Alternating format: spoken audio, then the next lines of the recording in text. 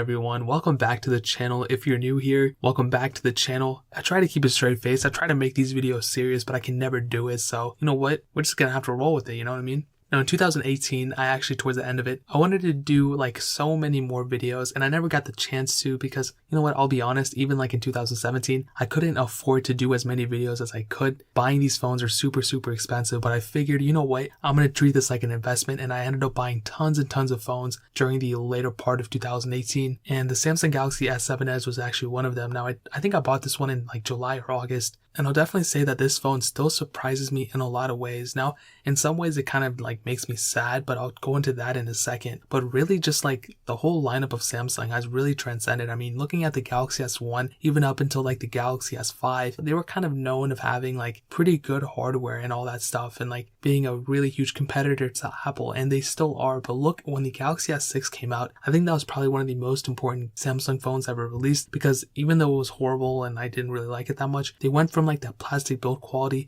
to the super high quality glass on the front, glass on the back, like fingerprint sensor, pretty decent one, amazing screen, all of this kind of stuff that even Samsung still uses to this day. So pretty cool stuff. I like it a lot. And the Galaxy S7 Edge was the one right after the Galaxy S6 and the S6 Edge. So let's just go ahead and jump into it. Let's see how the Galaxy S7 Edge compares in 2019, seeing if it's still worth it, whether you should get something else, and all those different things, man. But starting off with the body, I'll definitely say it is one of the strongest aspects of this phone, 100%. You obviously have the screen on the front, but it kind of peels to the edges. I'm sure you've seen it before. It curves to the edges, and I actually like that a lot. There's a lot of practical reasons why it's dumb and they kind of switched over to the newer design they have now, but I like it a lot. I like it in the hands. It's completely unpractical though. I'm sure a lot of you who own the Galaxy S7 can testify to that. When you hold it in your hands, you're always accidentally clicking things on the side of the screen. I think it had a purpose and I think it was cool, but I like what Galaxy eventually did with the S8, where it's kind of like a minimal kind of curve. It's still noticeable, but it doesn't really interfere with your day-to-day use. And I think that's what Samsung eventually learned,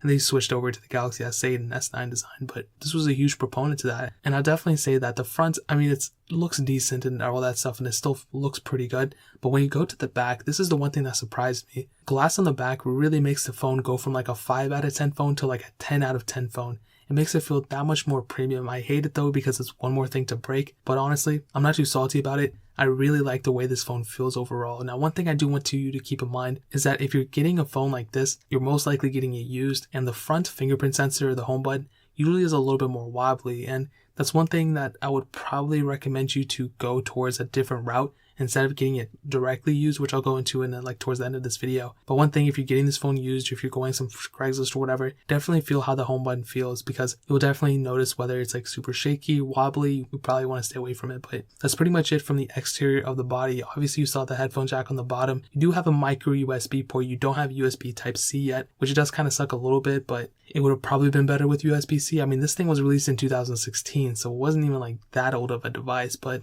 you know, I guess we can't really go back in time and change that. Now, like I said, it has a 5.5 inch Super AMOLED display. It's 1440p, and this is also one of the better aspects of this phone overall. The screen is super solid. The PPI is actually 534 or around 534. Very strong pixels per inch. In reality, you're not going to have too many problems with the hardware of this phone in terms of the body. I still think this phone looks super awesome. Obviously, the bezels are a little bit thick on it, but you know what? We all can use a little bit of thickness in our lives, you know what I mean? Now, turning it on, this is probably one of the saddest aspects of this phone, and it's not necessarily sad how you think so. It's sad in a different way. So it started off with Android Marshmallow, but you are able to go fully upgrade to Android Oreo. So it's definitely a decent thing. But one thing that Samsung did was they recently just released their One UI, and obviously Samsung is not going to go and support the Galaxy S7 Edge anymore, but I really wish they could go out and do something like that. Really take an initiative. I mean, this thing got Android 6, Android 7, Android 8, so 3 versions of Android, you know, and some security updates here and there, so that's completely understandable. But I would have still loved to see some type of, you know, initiative on Samsung to kind of, I mean, I like how they're kind of turning away from their TouchWiz UI, because that thing I never liked at all. I mean, they kind of cleaned it out towards the end, but I never liked it, and I'm being honest. But one thing you have to keep in mind, especially with these older phones, is that you are able to root in custom ROM some variants of them. Usually you can't custom ROM all of them, but I would really recommend that. I think I've seen some Android Oreo ROMs out for it. I've seen some Android Pie ROMs out for it too. That's pretty interesting. But I would even be fine with the Android Oreo ROM running on an older phone, because you can always get more features and things like that, and even sometimes install a custom kernel. So I think I've seen some Lineage OS ROMs as well. That's like the new Cyanogen mod. So what I'll tell you is that I will leave some links to the XDA forums down below. I'm not affiliated with them. I don't make any money from them. I just want to do right in this community. Obviously, there's still a subreddit, Galaxy S7 Edge. Definitely go visit that if you're planning on getting one of these. But in terms of software, that's pretty much where we're at. It's already outdated. It's not getting any more updates. But with custom ROMs, it is. It does have the capability. Now, in terms of the performance and the hardware inside of it itself, it has a Qualcomm Snapdragon 820 on some variants. On other variants, it has the Exynos 8890 Octa, whatever that is. Some variants do have a quad-core CPU. Other variants have an octa-core CPU. Really just depends which one you get. And they have the Adreno 530 GPU. And all variants, from what I can tell, all have 4 gigs of RAM. So what I can tell you what those specs mean is that the performance of this thing is still pretty good. I will definitely say it's on the better side of things. So it's definitely not the fastest thing. It still, glitches up here and there. And I think TouchWiz has the biggest problem with that. I think that's the problem with TouchWiz and not necessarily with the phone itself, because with a phone with 4 gigs of RAM, I mean, that's a lot of RAM. Also, I don't know how good the Adreno 530 GPU is. I'm assuming it's on the better side as well. And I can tell you that the performance of this phone, you probably won't have any problems with. It's definitely not slow at all. The only thing I could see yourself kind of being upset with maybe is the software version that it's on. Because of that, it's not necessarily the fastest thing out there. Android Pie kind of optimized it a little bit more. But what I can tell you is that even if you just kept it as it is on stock TouchWiz, on stock Android Oreo, you will not have many problems with this device in terms of performance. Now, depending on how you use your phone, Android kind of does allow a lot of apps to suck a lot of the background performance and a lot of the background memory, like Facebook and apps like that, huge ones that are just constantly running. Things like that tend to slow down your phone a lot. iOS kind of does a better job at it, I'll definitely be honest. But what I can say is that as long as you're kind of monitoring what you're doing and you're not like an extremely heavy user, you probably won't notice the glitch frames here and there or the slow animations sometimes. Even gaming and performance, I mean, I still think it's very, very good. Of course, you're going to get the occasional glitch frames. Sometimes it's going to be fast, sometimes it's going to be slow. But I would definitely say that the overall performance isn't horrible at all, man. I'm being dead honest. So I'll definitely give a thumbs up to the performance when you factor in the age of this phone and the price that it's at now. I mean, I wouldn't compare it to like the newest phones. I wouldn't say this phone is the best performing phone out there, but for the price, it's definitely respectable. Now switching to the camera, it has a single sensor on the back, which was pretty common in 2016. It has a 12 megapixel sensor, optical image stabilization, and I can definitely say that the camera on this thing is still very, very good. I find that with Samsung phones, they tend to, overexpose the photos, but in a good way. So if you take a photo, like let's say outside or even indoors and you have decent lighting, the photo will automatically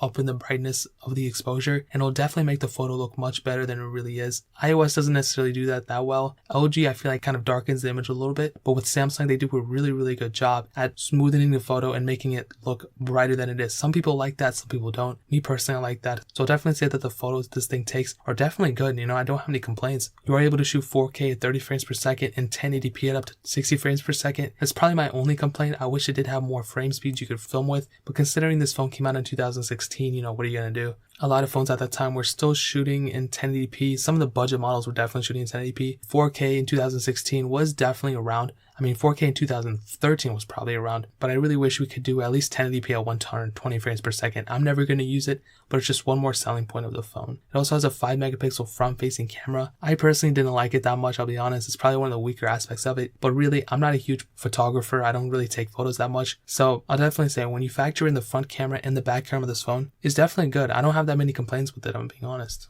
Now moving on to the battery life, this is probably the best part of this phone. It has a 3600 mAh battery, and I really wish every single phone out there could have a 3600 mAh battery. The fact that this phone isn't even that thick, it's definitely big because it's a bigger phone, but it doesn't even seem like that thick of a phone. It doesn't even seem like that bad of a phone at all. The battery life, considering that the phone had a huge 1440p screen, that it had 4 gigs of RAM and all these different things, the battery life was really, really solid. And it wasn't because the software optimized for it. It wasn't because of the screen was saving power. It was because of the size of the battery. And that's why I always say phone manufacturers need to go and increase the size of the batteries. Samsung did a tremendous job here at making it a 3600 mAh battery. Why can't phone manufacturers now just go release a phone with more battery size or bigger battery size and we can all be happy? It makes no sense. All the phones are trying to be slimmer and thinner and all these things. Man, we just want like a phone with a bigger battery, man. What more do we want, you know? So I'll definitely say that the battery life on this phone is definitely good, and the battery size of this phone is definitely good as well. Now, some other notable things to note, like I said, the front home button does have a fingerprint sensor. I don't know if I said that in the beginning, but it's definitely important to note. This thing is also IP68 dust and water resistant. It actually said dust and water proof. You can dip your phone 1.5 meters for 30 minutes, so that's definitely an interesting thing. The screen is super awesome. I like it a lot. A huge thing I forgot to hit on as well, that it has a micro SD card slot. So this thing came in a couple different variants of sizes, 32, 64, and 128 gigs.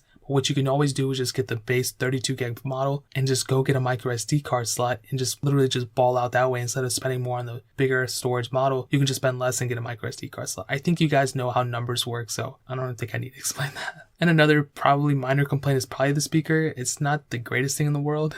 But again, factoring in this price of this phone and the time it was released, and even the fact that it still has a headphone jack, those things are pretty important, man. Now, I also kind of want to hit out the price of this phone right now. So before, it was actually selling for, I'll definitely say, around the $200 mark up until last year. But now I've actually seen these phones hit a kind of a price drop within the last year especially. And you can get them for around the $140 mark. If you go on eBay or Craigslist, those are definitely the cheapest options you can get. They're not usually in the best quality. Sometimes there's things wrong with them. Sometimes, I'm not gonna say all the time, but sometimes there might be. So definitely you pay what you get for in the phone market especially. So $140 would probably be the base you'll probably set, or the average. Of course, there's going to be some lower than that. So there's going to be some more expensive than that. That's probably the average you're going to be paying. So is the Galaxy S7 Edge still worth it in 2019? I will say, man, if you're in the market for a phone you don't plan on keeping for too long, like if you want to keep it for a couple months, you just want to test the waters of Android, you want a pretty decent performing phone, or you want a work phone or something like that, I would honestly recommend this thing, man. You have an awesome screen, awesome build quality, great battery life. There's really not too much to complain about this thing besides the software updates. That's probably the only thing where I draw the line at. A phone can be the best performing phone ever and has this and have that, but if the software is outdated, that kind of,